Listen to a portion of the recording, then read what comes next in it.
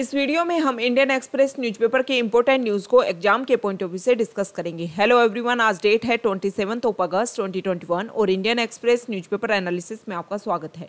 नीचे description box में Telegram channel volcano IAS academy का लिंक दिया हुआ है। फ्रंट पेज पर फर्स्ट इंपॉर्टेंट न्यूज़ है वैक्सीनेशन को लेकर के। हमारी जो एडल्ट पॉपुलेशन है उसमें से 50% एडल्ट पॉपुलेशन को वैक्सीन की 1 डोज दी जा चुकी है। ये काफ़ी इंपॉर्टेंट है और हमने टारगेट फिक्स कर रखा है कि 31 दिसंबर 2021 तक हमारी जो कंप्लीट जो पॉपुलेशन है एडल्ट पॉपुलेशन उसको वैक्सीनेशन दी जा चुकेगी। इस टारगेट को हम जल्द ही अचीव कर लेंगे। नेक्स्ट आर्टिकल है अफगानिस्तान को लेकर के जो हमारे फॉरेन मिनिस्टर हैं उन्होंने बोला है कि तालिबान की जो भी स्ट्रेटजी रहने वाली है उसके बारे में क्लियरिटी लेने के लिए हम वेटिंग एंड वॉचिंग ये वाली जो स्ट्रेटजी है इसको हम फॉलो करेंगे और इसके तहत हम देखेंगे कि तालिबान किस तरीके से अफगानिस्तान में रूल करने की कोशिश करता है और उसके बाद में हम तालिबान से बातचीत का दौर अपनाएंगे। नेक्स्ट आर्टिकल 8 साल पहले, इस आर्टिकल को आप एनवायरनमेंट से रिलेट कर सकते हो। 8 साल पहले सुप्रीम कोर्ट ने कुछ ऐसे हाइड्रो इलेक्ट्रिक प्रोजेक्ट्स को बैन कर दिया था उत्तराखंड वाले एरिया में, क्योंकि ये माना जा रहा था कि ये जो प्रोजेक्ट हैं वो हिमालयन जो रीजन है जो पहले से ही वहाँ पर प्रॉब्लम है उसको और ज़्यादा वोलेटाइल कर देता है, इसलिए इनके ऊपर बैन लगा दिया था। लेकिन इनमें से 7 प्रोजेक्ट को लेकर के दोबारा से ग्रीन सिग्नल दिया गया है गवर्नमेंट के द्वारा कि इनको दोबारा से स्टार्ट किया जाए।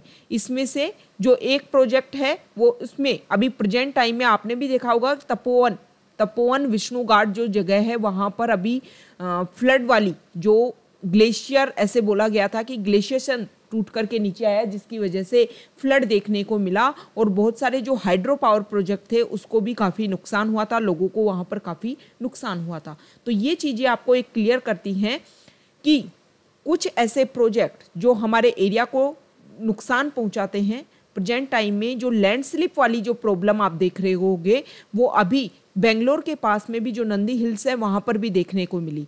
तो ये जो हिल रीजन है ये काफ़ी एक तरीके से एक्टिव रीजन होते हैं और जब यहाँ पर प्रेशर क्रिएट होता है, क्योंकि रिसोर्सेज को यहाँ पर जो रिसोर्सेज है उनको एक्सप्लॉइट करने के लिए जब यहाँ पर प्रेशर क्रिएट होता है तो ये वापस में रिएक्शन क्रिएट करते हैं। जो हिमालयन रीजन है उसका भी आपको पता होगा कि वो एक यंग माउंटेन है, यंग फोल्ड माउंटेन है। और यंग फोल्ड माउंटेन मतलब ऐसा माउंटेन जो अभी भी अपनी यंग एज में है, मतलब अच्छे से वो एरिया सेटल नहीं हो पाया है और उसको सेटल होने से पहले ही उसको यहाँ पर अगर हम ब्लास्ट करके यहाँ पर जो रिसोर्सेज हैं उनको एक्सप्लॉइट करने की कोशिश करते हैं तो जो एरिया जो अभी तक एक तरीके से एक्टिव रीजन ही है उसको और ज़्यादा एक्टिव हम बना देंगे और इसकी वजह से जो एनवायरमेंटल क्राइसिस है वो काफ़ी देखने को मिलते हैं। नेक्स्ट आर्टिकल यहाँ देखो दिल्ली के CM मिस्टर केजरीवाल उन्होंने बोला है कि हम 1 मील की जो दूरी है उसमें हमने इतने CCTV कैमरा दिल्ली में इंस्टॉल किए हैं, दिल्ली में इंस्टॉल किए हैं जितने कि लंदन और न्यूयॉर्क में भी नहीं है। इससे CCTV कैमरा की इंस्टॉलमेंट की नंबर्स के अकॉर्डिंग जो दिल्ली जो है वो दिल्ली UT जो हमारी नेशनल कैपिटल है वो पूरे वर्ल्ड में ग्लोबल रैंक में फर्स्ट नंबर पर आ गई है और इसको लेकर के काफ़ी ये प्राउड मूवमेंट है दिल्ली के लिए। नेक्स्ट आर्टिकल यहाँ देखिए, एक सेकेंड। देखो ड्रोन को लेकर के नए रूल्स, मतलब पहले जो रूल्स थे उनको ईजियर बनाने की कोशिश की गई है ताकि जो ड्रोन फ्लाइंग वाले जो रूल्स हैं वो और ज़्यादा ईजियर हों और चीपर हों। लेकिन इसमें सबसे इम्पोर्टेंट स्टेटमेंट ये है कि जो ड्रोन है उनको आप beyond visual line of site से ज़्यादा ऊपर तक नहीं उड़ा सकते हो। ये इम्पोर्टेंट स्टेटमेंट है। ड्रोन को लेकर के जो रूल्स हैं उनको लेकर के प्रीलिम्स में आपको स्टेटमेंट दे देंगे और उसमें एक स्टेटमेंट ये भी दे देंगे कि beyond visual line of site से ऊपर भी आप उसको उड़ा सकते हो। तो ऐसा नहीं है, अभी तक ये रिस्ट्रिक्शन अभी तक लगा हुआ है। गवर्नमेंट ने थर्सडे को नोटिफिकेशन जारी किया कि जो ड्रोन रूल्स हैं 2021 उनका ये एम है कि जो भी स्ट्राइजेंट रेजिम तैयार किया गया था सिविलियन ड्रोन ऑपरेशंस के लिए उनको लिबरलाइज किया जा सके। और ये जो भी स्ट्रिक्ट रेगुलेशन बनाए गए थे 2018 में, जब उस समय पहली बार ड्रोन को लेकर के अलाउ किया गया था, उस समय रूल्स एंड रेगुलेशन बने थे। अब प्रेजेंट टाइम में आने वाले समय में इनका बहुत ज़्यादा यूज़ होने वाला है, जैसे स्टार्टअप्स में बहुत ज़्यादा यूज़ होने वाला है। इसके अलावा बहुत सारी हमारी जो बेसिक नीड है उनको कवर करवाने के लिए भी ड्रोन का काफ़ी यूज़ किया जाने वाला है।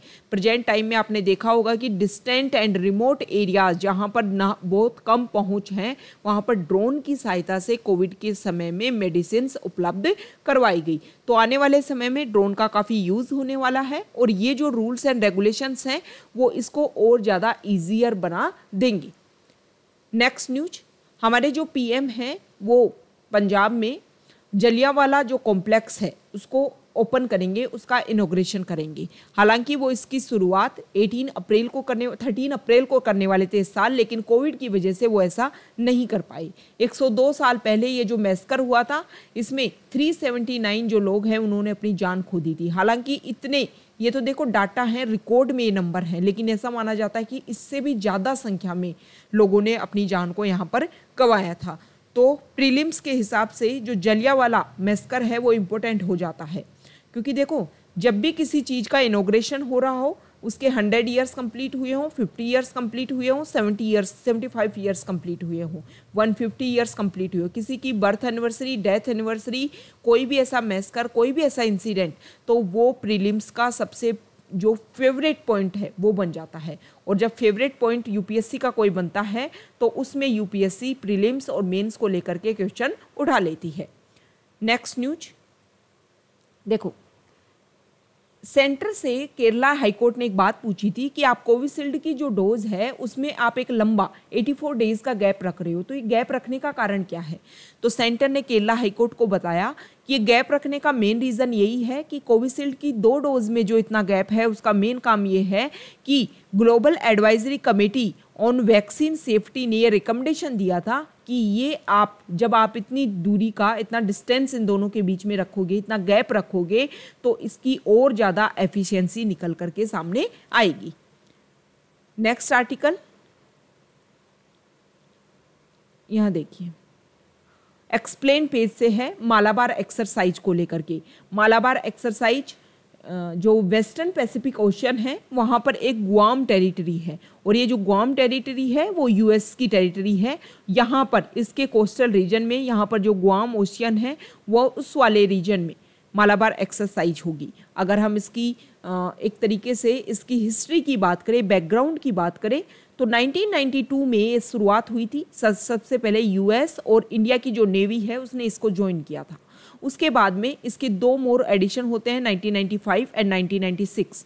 उसके बाद में 2002 में डायरेक्ट ये ऑर्गेनाइज होती है, क्योंकि इंडिया ने न्यूक्लियर टेस्ट किए थे, उसके बाद में इस पर रेस्ट्रिक्शन लग गए थे। उसके बाद में अगर आप देखें 2002 के बाद में एवरी ईयर कंडक्ट होता है। 2007 में जापान और ऑस्ट्रेलिया ने भी इसको ज्वाइन किया था, लेकिन 2007 के बाद में ऑस्ट्रेलिया इस मालाबार एक्सरसाइज से पीछे हट जाता है। लेकिन 2015 के बाद में जापान इसको रेगुलर ज्वाइन कर रहा है, और पिछले साल से ऑस्ट्रेलिया ने भी इसको ज्वाइन कर लिया है। मतलब क्वाड ग्रुप जो है उसके 4 मेंबर्स इसके मेंबर बन गए हैं इस एक्सरसाइज के। ये आपको इम्पोर्टेंट ध्यान में रखना है। अब प्रेजेंट टाइम में जो एक्सरसाइज चल रही है, कोविड रिस्ट्रिक्शन की वजह से पिछले साल भी जो एक्सरसाइज हुई उसमें भी काफ़ी कुछ रिस्ट्रिक्शन देखने को मिले, इस समय भी देखने को मिल रहे हैं।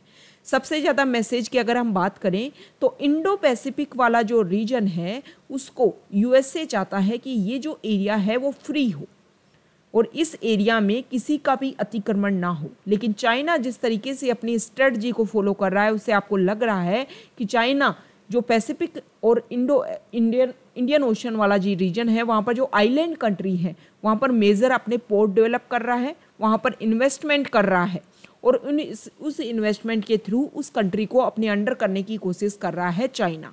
तो ये क्वाड नेशन ये चाहते हैं कि चाइना की जो ये स्ट्रेटजी है डेप्ट इकोनॉमी स्ट्रेटजी, इसको काउंटर किया जाए, और काउंटर तभी कर पाएंगे जब हम इंडो पैसिफिक वाले रीजन को फ्री कर पाएंगे।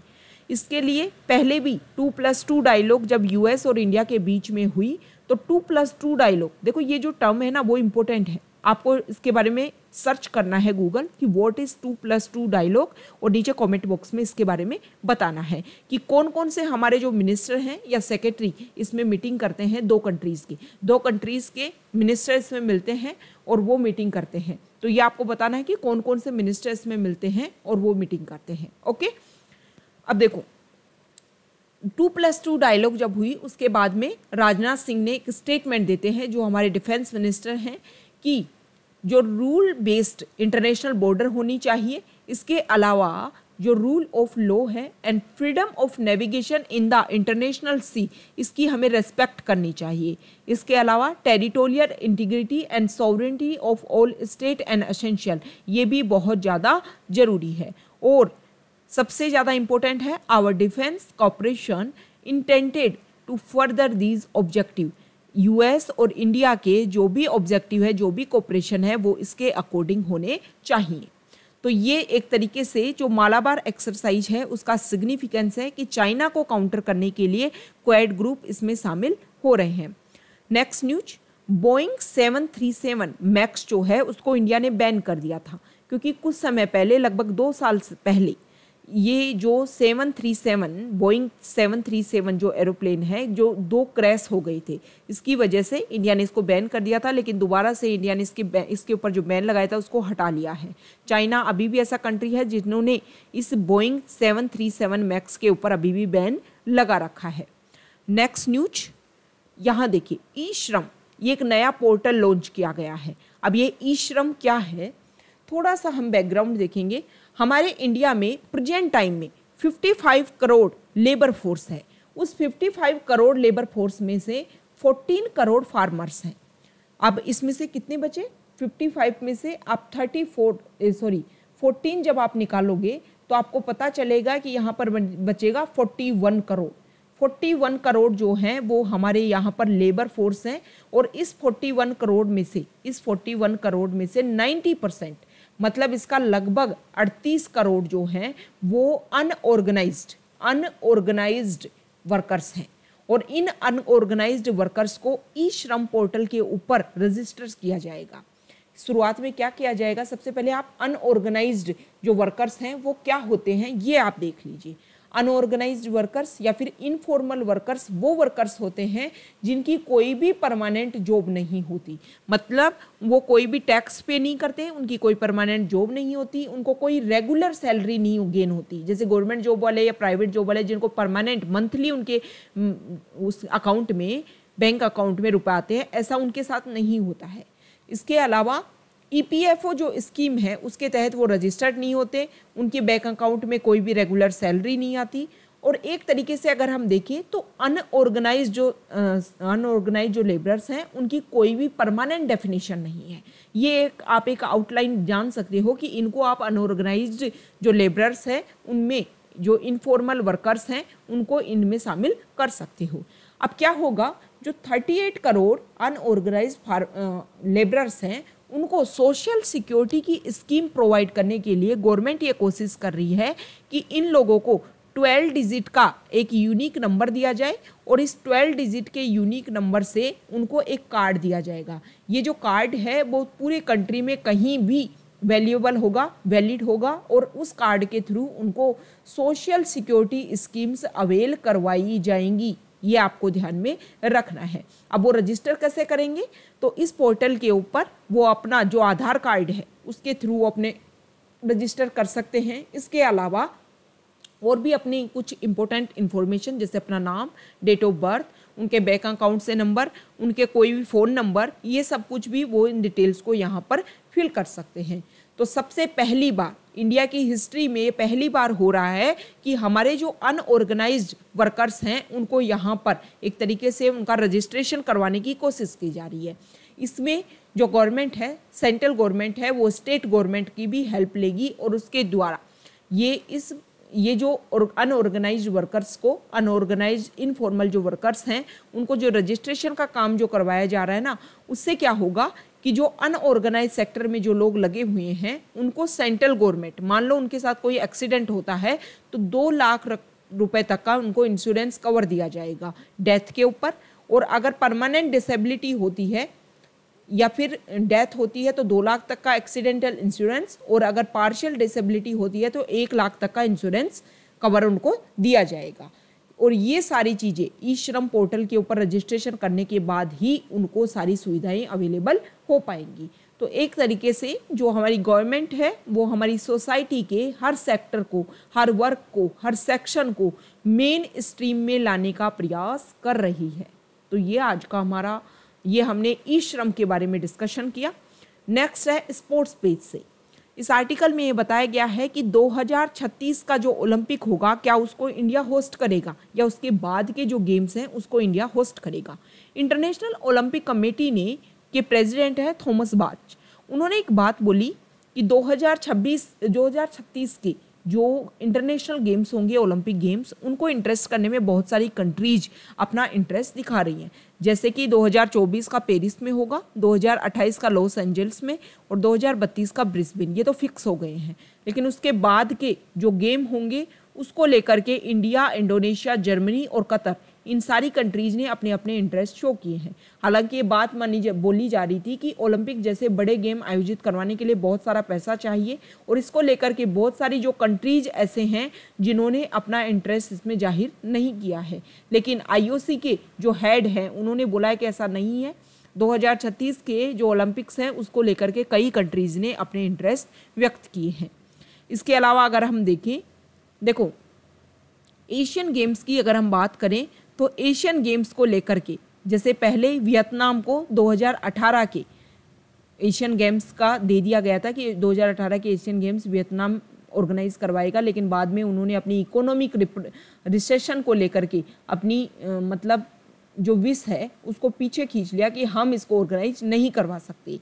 ठीक है, इसी तरीके से अगर हम देखें तो कॉमनवेल्थ गेम्स में 2022 का जो इवेंट है उसका जिम्मेदारी दी गई थी डरबन को, लेकिन डरबन ने अपनी एक्सप्रेशन कर दिया कि वो अनेबल हैं, कि वो इनएबिलिटी है उनके पास में, फाइनेंशियल इस समय हर्डल्स हैं कि वो इसको ऑर्गेनाइज नहीं करवा सकते। और दोबारा से जब इसकी फ्रेश बिड लगाई गई तो सिर्फ और सिर्फ ब्रिटेन की ब्रिटिश सिटीज जो हैं उन्होंने ही सिर्फ इसमें अपना इंटरेस्ट दिखाया है।